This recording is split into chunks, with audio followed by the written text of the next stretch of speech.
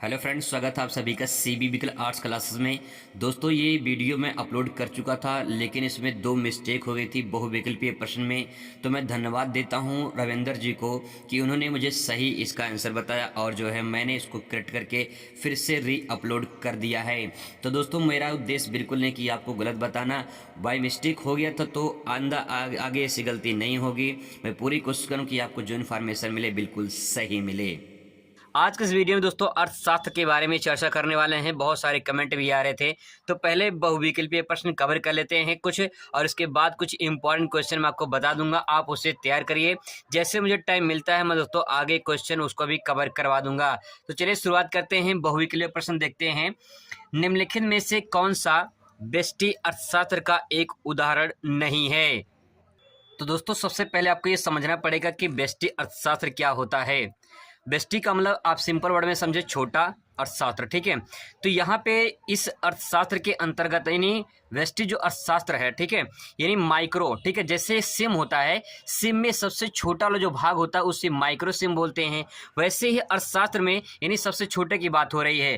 तो एक व्यक्ति की बचत ये छोटे में आ जाएगा, एक फॉर्म की कीमत स्तर ये भी छोटे में आ जाएगा, एक गृहस्थ का उपभोग ये भी छोटे में आ जाएगा। लेकिन यहाँ पे दिया गया अर्थव्यवस्था में समग्र मांग, मतलब एक देश की जो अर्थव्यवस्था उसमें जो डिमांड हो रही है उसकी बात कही जा रही है। तो ये व्यष्टि का नहीं बल्कि समष्टि का हो जाएगा, ठीक है। तो यहाँ पे करेक्ट आंसर क्या हो जाएगा? अर्थव्यवस्था में समग्र मांग। तो यहाँ पे पूछा गया व्यष्टि अर्थशास्त्र का एक उदाहरण नहीं है, तो नहीं में क्या हो जाएगा? अर्थव्यवस्था में समग्र मांग, ठीक है। आगे देखिए, विलासिता की वस्तुओं की मांग की कीमत लोच होती है। सेंटेंस थोड़ा समझने की कोशिश करिएगा कि विलासिता की वस्तु की मांग की लोच होती है, तो इसमें करेक्ट जो आंसर हो जाएगा वो हो जाएगा इकाई से अधिक। इकाई से अधिक जो है विलासिता की वस्तु की मांग की कीमत की लोच होती है। आगे आगे जैसे जैसे हम क्वेश्चन पढ़ेंगे मैं आपको एक एक बात बताता चलूंगा कि आगे उसका आंसर क्या होना चाहिए और उसका सटीक आंसर कैसे हम लोग याद कर सकते हैं, ये भी मैं आपको बताऊंगा, ठीक है। पहले इसको समझ लेते हैं, पहले थोड़ा सा रिवीजन कर लेते हैं। निम्नलिखित में से कौन सा समष्टि अर्थशास्त्र का विषय नहीं है? देखिए, यहाँ पूछा है समष्टि का मतलब माइक्रो पूछा है, माइक्रो नहीं है मैक्रो है, माइक्रो इकोनॉमिक्स, ठीक है। तो यहाँ पे राष्ट्रीय है, विदेशी विनिमय, मांग का नियम और सार्वजनिक व्यय। यहाँ पूछा है समष्टि अर्थशास्त्र का विषय नहीं है। जैसे यहाँ पे पूछा था कि यहाँ पे व्यष्टि अर्थशास्त्र का विषय नहीं है, वैसे यहाँ पूछा गया समष्टि अर्थशास्त्र का विषय नहीं है। तो जो मांग का नियम है, ठीक है, ये जो है इसमें करेक्ट हो जाएगा, ये जो है इसमें नहीं आएगा, ठीक है। आगे देखिए, निम्नलिखित में से किसका व्यष्टि अर्थशास्त्र के अंतर्गत अध्ययन किया जाता है? तो मैंने अभी बताया कि व्यष्टि अर्थशास्त्र का मतलब माइक्रो इकोनॉमिक्स। तो यहाँ पे कपड़ा जो उद्योग हो जाएगा ये इसमें करेक्ट हो जाएगा, बेरोजगारी, प्राथमिक क्षेत्र और ये सभी, ये जो है कहीं न कहीं इसमें। अगला प्रश्न देखिए, चाय की कीमत में वृद्धि से चीनी की मांग में क्या होगी? तो यहाँ पूछा है कि चीनी की मांग में क्या होगी। अगर चाय की कीमत बढ़ती है तो चीनी की डिमांड जो मांग है वो क्या होगा? कमी होगी, स्थिरता होगी, वृद्धि होगी, या इनमें से सभी होगा? तो क्या होगा? देखिए, जब कीमत बढ़ती है, ठीक है, जब कीमत बढ़ती है तो जो मांग होती है, जो डिमांड होती है वो कम हो जाती है। तो यहाँ पे क्या हो जाएगा? कम हो जाएगा, ठीक है। क्योंकि भाई कोई सिंपल सी बात, कोई अगर चीज बढ़ेगी दाम उसका तो कम हो जाएगा। है निम्नलिखित में से एक अनाधिमान वक्र की विशेषता कौन नहीं है? तो करेक्ट आंसर इसमें हो जाएगा ए। आवश्यक नहीं है कि दो अनाधिमान वक्र सदैव एक दूसरे के समांतर हों, ठीक है। ये इसमें वक्र बनेगा, डायग्राम बनता है, तो उसका एक बार चर्चा हम लोग करेंगे। यहाँ पे देख लीजिए, किसी वस्तु की ये उपभोक्ता द्वारा मांग 10 इकाई है, ठीक है। ध्यान से प्रश्न देखिए, किसी वस्तु की ये उपभोक्ता द्वारा वस्तु की मांग 10 इकाई है, 10 इकाई की ओर, और उपभोक्ता द्वारा 20 इकाई की है, तो बाजार की मांग क्या होगी? दोस्तों, इस बात को समझने की कोशिश करिएगा। यहाँ पूछा गया है कि कोई उपभोक्ता ये है, ठीक है। इस बात को ऐसे समझिए, आपको समझ में आ जाएगा। जैसे मान लीजिए पूछ रहा है प्रश्न कि कोई ए उपभोक्ता है, ठीक है, उसका नाम ए है, और कोई उपभोक्ता है, कंज्यूमर कोई है, वो 10 इकाई जो है 10 यूनिट उसकी डिमांड है, ठीक है। इसकी 10 यूनिट कितना है? क्या है? मांग है। कोई वस्तु है, ये उपभोक्ता 10 इकाई मांग रहा है, ठीक है, और जो बी उपभोक्ता है वो 20 इकाई मांग रहा है। तो टोटल यहाँ पूछा है कि बाजार में मांग क्या होगी। देखिए, 10 इकाई ये मांग रहा है, 10 इकाई ये, 10-20 इकाई ये मांग रहा है, ठीक है। तो कितना हो जाएगा? 30 इकाई हो जाएगा, सिंपल। अगर आप, जैसे आप दो दोस्त हैं, कोई एक का नाम ए है, किसी का नाम बी है, आप गए हो, ठीक है, आपने जो है 10 रुपये का सामान लिया, किसी ने 20 रुपये का सामान लिया, तो टोटल कितना हुआ? 30 रुपया हुआ। वही चीज़ यहाँ बताना चाह रहा है, ठीक है। तो किसी वस्तु की ये उपभोक्ता द्वारा मांग 10 इकाई है। जो उपभोक्ता ए है वो 10 इकाई मांग रहा है और जो बी उपभोक्ता है वो 20 इकाई मांग रहा है। तो बाजार की मांग क्या होगी? बाजार की डिमांड क्या हो जाएगी? 30 हो जाएगी, जुड़ जाएगी। तो राइट आंसर क्या हो जाएगा इसमें? 30 हो जाएगा, ठीक है।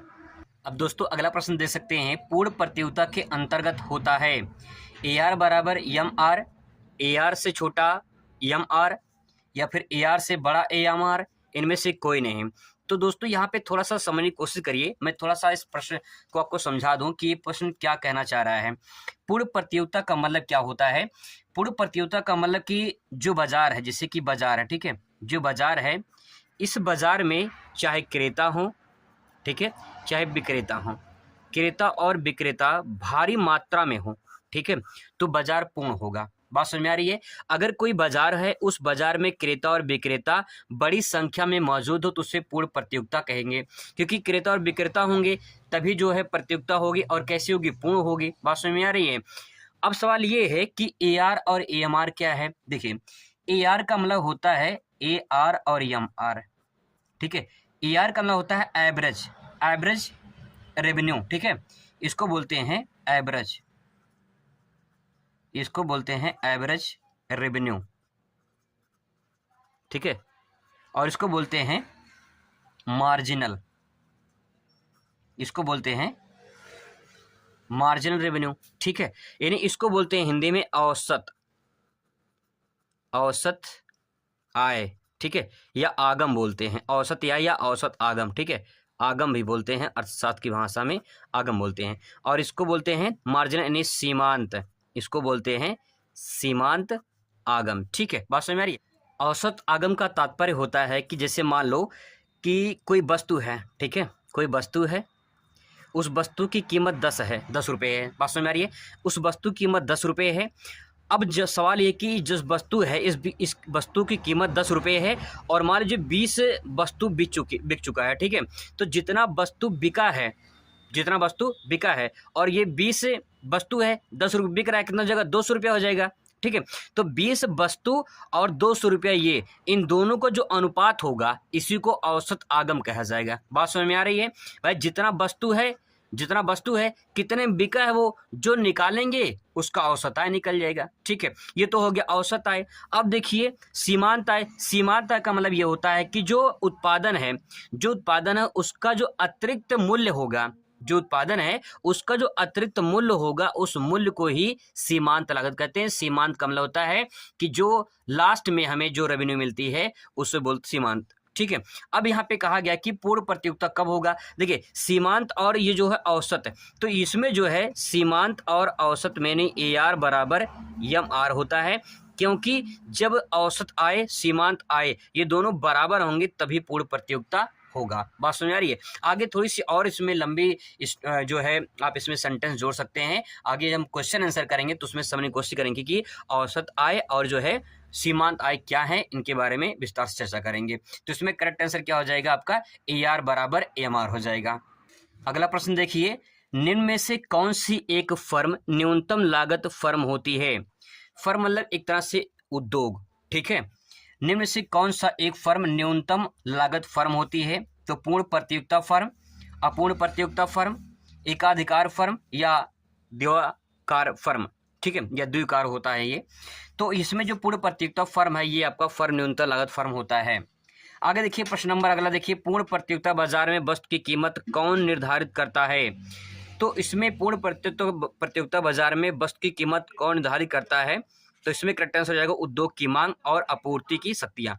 उद्योग की जितनी डिमांड होती है उसकी जो आपूर्ति होती है उसके शक्ति का मतलब ये कि जितनी डिमांड होगी उसकी आपूर्ति की जाएगी, और उसके बाद जो है जितनी उसमें लागत लगेगी उस सबकी जोड़ का जो है कीमत तय की जाती है। अगला प्रश्न देखिए, एक उपभोक्ता की मांग को प्रभावित करता है। एक उपभोक्ता की जो डिमांड होती है, जैसे आप मार्केट में गए हो, मार्केट में आप उपभोक्ता हैं, यानी हम सब उपभोक्ता ही हैं, तो उपभोक्ता की जो मांग होती है वो प्रभावित करती है क्या चीज़? उपभोक्ता की आय, क्या आय प्रभावित करती है? बिल्कुल प्रभावित करती है। अगर आपके पास जेब में मान लो 1000 रुपये हैं, आप मार्केट में गए हैं, 1000 रुपये खत्म हो जाएगा, कहीं न कहीं आपकी डिमांड बढ़ती चली जाएगी। जितने पैसे होंगे जेब में, आपकी डिमांड बढ़ती चली जाती है, तो प्रभावित होगा, बिल्कुल प्रभावित होगा। बाजार में अन्य वस्तु की कीमतें, क्या ये भी प्रभावित होंगी? बिल्कुल प्रभावित होगा, ठीक है। वस्तु की कीमत, ये भी बदलाव, इसमें बदलाव होगा। उपरोक्त सभी में इसमें करेक्ट आंसर हो जाएगा। अगला प्रश्न दोस्तों, मांग की लोच को प्रस्तुत करने का श्रेय किसे जाता है? तो मांग की जो लोच है ये मार्शल ने जो है प्रस्तुत किया है। अगला प्रश्न है बाजार संतुलन। बाजार संतुलन में क्या हो जाएगा? तो देखिए, जितनी बाजार की मांग होगी उतनी बाजार की पूर्ति होगी, तो बाजार संतुलन ही हो जाएगा।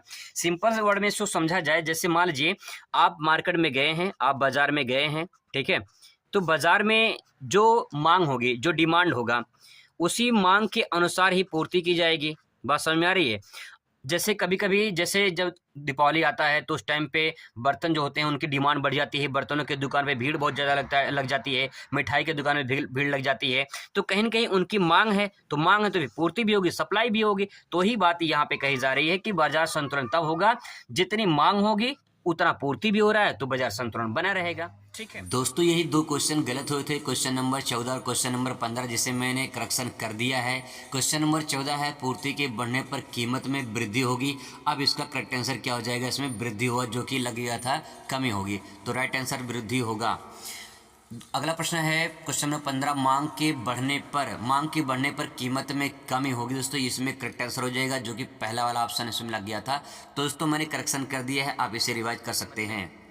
अगला प्रश्न है समष्टि अर्थशास्त्र की प्रवर्तक कौन है? या आपसे पूछ ले समष्टि अर्थशास्त्र के जनक कौन है, तो आपको बता दें कि जेएम केन्स जो है इसमें करेक्ट आंसर हो जाएगा। आपको जेएम केन्स लगाना है, प्रवर्तक हो जाएंगे। अगला प्रश्न, निम्नलिखित में से कौन सा एक समष्टि अर्थशास्त्र का विषय नहीं है? समष्टि अर्थशास्त्र का, मैंने बताया था समष्टि का मतलब होता है बड़ा, समझ लीजिए, ठीक है।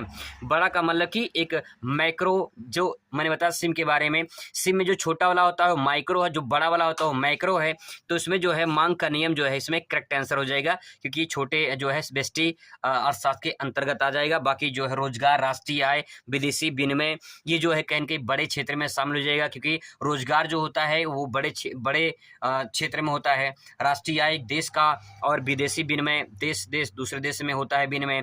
तो मांग का नियम जो है वो कहीं न कहीं आपका व्यष्टि अर्थशास्त्र के अंतर्गत आ जाएगा। अगला प्रश्न देखिए, समष्टि अर्थशास्त्र में किस विचारधारा का अध्ययन किया जाता है? तो राष्ट्रीय आय जैसे विचारधारा का अध्ययन किया जाता है। अगला प्रश्न है the theory of employment, interest and money का प्रकाशन किस वर्ष हुआ था? तो बता दें कि 1936 में the theory of employment, interest and money का जो है प्रकाशन किया गया था। अगला प्रश्न है प्राथमिक क्षेत्र से संबंधित है क्या? प्राथमिक जो क्षेत्र होता है ये अर्थव्यवस्था की पहली क्षेत्र होती है, और ये कृषि से संबंधित होता है, मत्स्य से संबंधित होता है, खनन से संबंधित होता है। इसका मतलब ये सभी इसमें करेक्ट आंसर हो जाएगा। अगला प्रश्न, निम्नलिखित में से कौन सी समष्टि अर्थशास्त्र की विषय वस्तु है? तो मैंने बताया था राष्ट्रीय आय जो आकलन करता है, तो राष्ट्रीय आय जो है इसकी विषय वस्तु हो जाएगी। अगला प्रश्न है समष्टि अर्थशास्त्र का अभ्युदय को श्रेय किसे जाता है? तो अभ्युदय का मतलब जनक केन्स के जाता है। क्वेश्चन इस प्रकार से घुमा के भी पूछ सकता है, तो ध्यान रखिएगा। अब इसके बाद पूछा गया शुद्ध घरेलू उत्पाद यानी एनडीपी क्या है? नेशनल डोमेस्टिक प्रोडक्ट, शुद्ध घरेलू उत्पाद क्या है? अगर मैं इस बात को थोड़ा आपको समझा दूं यहाँ पे, तो जीडीपी का मतलब ये होता है कि सकल घरेलू उत्पाद, ठीक है। जीडीपी का मतलब सकल घरेलू उत्पाद। अब देखिए, एक वस्तु में जितनी वस्तुओं का सेवाओं का उत्पादन होता है उन सबके मौद्रिक मूल्य को जीडीपी कहते हैं, ठीक है। इसके बाद दोस्तों यहाँ पे जो है मूल्यह्रास जो होता है, मूल्यह्रास का मतलब ये है, जैसे मान लो एक सिंपल उदाहरण समझिए, जैसे मान लीजिए एक पेन है, ठीक है। ये पेन है, आप नए जब पेन लेकर आओगे, ठीक है, जब आप नए पेन लेकर आओगे तो कहीं न कहीं ये पेन जिस दाम पर लेकर आओगे इसे दोबारा बेचोगे तो क्या उसी दाम पर बिकेगा? नहीं, उसी दाम पर नहीं बिकेगा। आप जब इसमें बेचने जाओगे, मान लीजिए 5 रुपये का जब किसी को दोबारा बेचोगे तो ये 5 का नहीं बिकेगा बल्कि 4 का बिकेगा। तो 1 रुपया जो इसमें घटा है, ठीक है, जो 1 रुपया माइनस हुआ है 5 रुपये के पेन में, जो 1 रुपया माइनस हुआ है, यही 1 रुपया क्या है? मूल्यह्रास है। मतलब मूल्यह्रास का मतलब मूल्य में कमी होना, ठीक है। तो दोस्तों यहाँ पे देखिए जीडीपी में से मूल्यह्रास घटा देते हैं, सॉरी फॉर दैट, ये आंसर नहीं होगा, सॉरी फॉर दैट, ये वाला होगा। जीडीपी में से मूल्यह्रास घटा देते हैं। जैसे मैंने ऐसे कहा कि अगर पेन लेकर आते हैं तो ये पेन 5 रुपये का है, तो 5 रुपये में से जो इसका मूल्यह्रास होगा, मतलब कि जो दाम घटेगा उसी को माइनस कर देंगे तो जीडीपी तय होगा, ठीक है। तो सॉरी फॉर दैट, यहाँ पे मिस्टेक हो गया था, यहाँ माइनस रहेगा। जीडीपी माइनस मूल्यह्रास बराबर हमें लिख सकते हैं ND जीडीपी यानी नेशनल डोमेस्टिक प्रोडक्ट यानी शुद्ध घरेलू उत्पाद तब निकलेगा। ठीक है, माइनस करना पड़ेगा तभी जो है मूल्यह्रास निकलेगा। दोस्तों यहाँ पे कुछ ऐसे महत्वपूर्ण क्वेश्चन में नोट किया है जिसे आपको तैयार करना होगा। मैं इंपॉर्टेंट क्वेश्चन बता दे रहा हूँ, अगर आप इसे तैयार कर लेते तो पक्का इसी में से आपके एग्जाम में आने वाला है। पहला क्वेश्चन देखिए, सूक्ष्म अर्थशास्त्र क्या है? और इसी क्वेश्चन को 2020 में 2022 में अलग अलग सेटों में पूछा गया है, तो इसको ध्यान रखिए, बहुत ही महत्वपूर्ण प्रश्न है।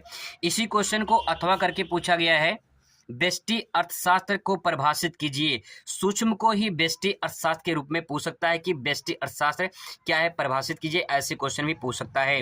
अगला देखिए क्वेश्चन नंबर 2, अर्थव्यवस्था की प्रमुख केंद्रीय समस्याएं क्या है, इसके बारे में से क्वेश्चन पूछ सकता है। किसी अर्थव्यवस्था को 3 केंद्रीय समस्याओं का नाम लिखिए। इस क्वेश्चन को ऐसे भी दोस्तों पूछ सकता है, इंपॉर्टेंट है, ध्यान रखिएगा इसको। अगला प्रश्न पूछ सकता है, व्यष्टि अर्थशास्त्र से आप क्या समझते हैं? व्यष्टि अर्थशास्त्र के विषय वस्तु के या विषय क्षेत्र का वर्णन कीजिए। दोस्तों बहुत ही महत्वपूर्ण प्रश्न है, इसको आप तैयार जरूर करिएगा। क्वेश्चन नंबर 4 देखिए, अनाधिमान या तटस्थता वक्र क्या है, ये क्वेश्चन पूछा जा सकता है दोस्तों। सीमांत उपयोगिता क्या है, ये भी क्वेश्चन महत्वपूर्ण है, ध्यान रखिएगा। मांग को परिभाषित कीजिए। समग्र मांग से क्या समझते हैं? महत्वपूर्ण दोस्तों इंपॉर्टेंट क्वेश्चन मैंने सेलेक्ट किया है, यहां से पक्का आपके एग्जाम में देखने को जरूर मिलेंगे। अगला प्रश्न दोस्तों देख लीजिए, मांग की लोच को परिभाषित कीजिए। इसी क्वेश्चन को अथवा करके पूछ सकता है। मांग की लोच को निर्धारित करने वाले कारकों का उल्लेख कीजिए या कारकों को लिखिए, ऐसे भी सवाल पूछा जा सकता है। तो ये महत्वपूर्ण प्रश्न है, इसको नोट डाउन कर लीजिए।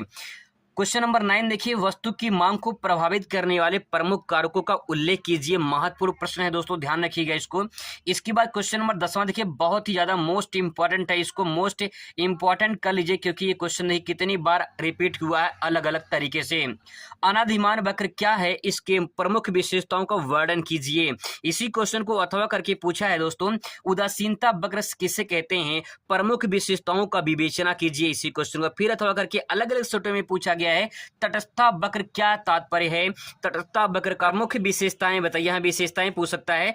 अगला प्रश्न दोस्तों देख लीजिए, उपभोक्ता के संतुलन से क्या तात्पर्य है? उपभोक्ता के संतुलन को अनाधिमान वक्रों की सहायता से समझाइए। बहुत ही महत्वपूर्ण दोस्तों, इसमें वक्र जरूर पूछे जाएगा, तो एक वक्र जरूर आप तैयार करिए, जैसे कि अनाधिमान वक्र वाला है, ये आप जरूर तैयार करिए। इसी क्वेश्चन को अथवा करके पूछा जा सकता है। अधिमान वक्र मानचित्र बजट रेखा की सहायता से उपभोक्ता की संतुलन की व्याख्या कीजिए। इस प्रकार से भी क्वेश्चन पूछा जा सकता है। क्वेश्चन नंबर अगला देखिए, मांग के नियम को समझाइए। मांग के नियम की क्रियाशीलता को कारण बताइए, ऐसा भी क्वेश्चन पूछा जा सकता है। देखिए, मांग के नियम को समझाइए, मांग के नियम की क्रियाशीलता का कारण बताइए। इसी क्वेश्चन को अथवा करके पूछ सकता है।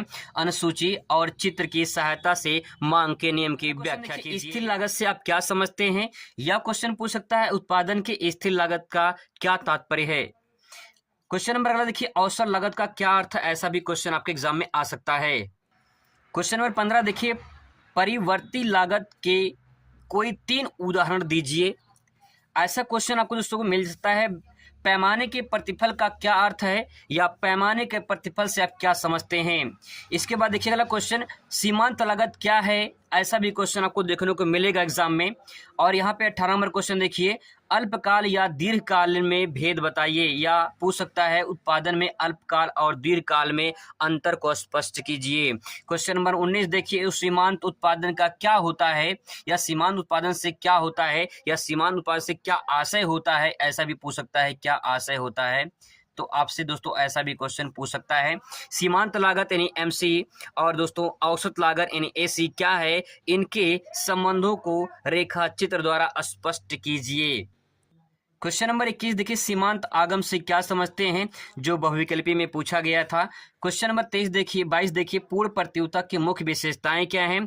एक पूर्ण प्रतिस्पर्धा बाजार की क्या विशेषताएं हैं, अथवा करके इसी क्वेश्चन को कई बार रिपीट किया है। पूर्ण प्रतिस्पर्धा क्या है? पूर्ण प्रतिस्पर्धा में कीमत का निर्धारण कैसे होता है? समष्टि अर्थशास्त्र दोस्तों क्वेश्चन पूछ सकता है कि समष्टि अर्थशास्त्र को परिभाषित कीजिए, या पूछ सकता है पूंजीवाद अर्थव्यवस्था की मुख्य विशेषताएं क्या है। ऐसा भी क्वेश्चन आपको देखने को मिला। महामंदी 1929 की महामंदी का वर्णन कीजिए, जो अमेरिकन महामंदी आई थी उसके बारे में आपको यहाँ पे व्याख्या करनी है। इसके बाद तो क्वेश्चन पूछ सकता, समष्टि अर्थशास्त्र क्या है, समष्टि अर्थशास्त्र की विषय वस्तु की विवेचना कीजिए। और ऐसा भी क्वेश्चन आपको देखने को मिलेगा, सकल राष्ट्रीय उत्पाद और शुद्ध राष्ट्रीय उत्पाद में अंतर बताइए। अगला क्वेश्चन देखिए, सकल घरेलू उत्पाद यानी जीडीपी से आप क्या समझते हैं, और राष्ट्रीय आय से क्या समझते हैं, या प्रति व्यक्ति आय से क्या समझते हैं। इन तीनों में से तो कोई एक क्वेश्चन पक्का एग्जाम में आ जाएगा। दोस्तों ये पार्ट 2 है, इसीलिए यहाँ पे थोड़ा सा आपको लंबा देखने को मिल सकता है। क्वेश्चन कई बार रिपीट हुए, तो मैंने सोचा आपको बता दूं कि भारत सरकार के गैर कर के स्रोतों में प्रकाश डालिए, ऐसा भी क्वेश्चन आपसे पूछ सकता है। भारत सरकार की आय एवं व्यय की प्रमुख मदों का वर्णन कीजिए। राष्ट्रीय आय को मापने की उत्पादन गणना विधि या व्यय विधि को समझाइए, इसी क्वेश्चन को अथवा करके पूछ सकता है।